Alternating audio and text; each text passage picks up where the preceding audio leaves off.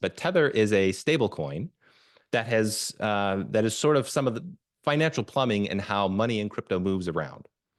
Right. There is an enormous amount of smoke around Tether. They have admitted, at least on one occasion, that the money that they claim to be sitting in cash is not actually there, and they're making a bunch of promises. Oh, we'll make good on the money, the coins that are supposed to be backed by U.S. dollars.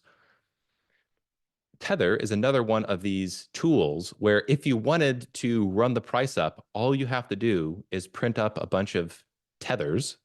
It's a small group of people that have the power to do this. You print up a bunch of tethers, and then you go to the exchanges to buy up the Bitcoin, and the price would go through the roof, especially if you have like an unlimited amount of tethers that you could buy. Now, this is speculation. I don't have hard evidence that this is the case. And like I said, we didn't even talk about this in the book at all. And yet, if I had to bet on it, I would say that is definitely happening in Bitcoin for the purpose of turning it into a pump and up system. Because you can make an unbelievable amount of money by playing those types of games. Well, Tether is, for example, in the case of Tether, they're framed as like a private issuer of dollars. It's really a public-private partnership at this point. They've onboarded the FBI and Secret Service to their platform, both of which are technically intelligence agencies. And they're facilitating a lot of seizures and access to information. Yes. Right. Yep. On behalf of the Treasury and being basically a tool of, American government sanctions, and by extension, American foreign policy. And so obviously the dollar stable coins that Tether issues come with a catch, right? I mean, they've been very explicit that their goal is to be a great partner for the U.S. government to expand dollar hegemony globally.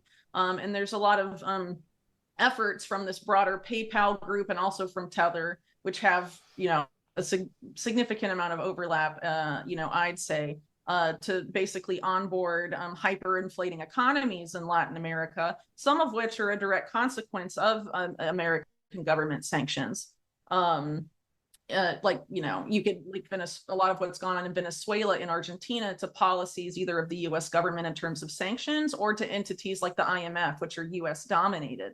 And so, this economic warfare against these economies for now decades is now being used to onboard a lot of the people there to a stable currency. And it's by and large been these dollar stable coins. Well, don't you think stable coins gives them the power to do much more in the way of sanctions? Yeah, well, because it's programmable, surveillable, seizable currency, just like, what the concerns around CBDCs are. But those same things exist with Tether and are being utilized that way by Tether. And there's plenty of people, particularly in the Bitcoin media space, who criticize, debt-based monetary system and fiat in general, but are very keen to promote Tether. But it's important to keep in mind, too, that Tether specifically is morphing to something much more than just a stablecoin issuer.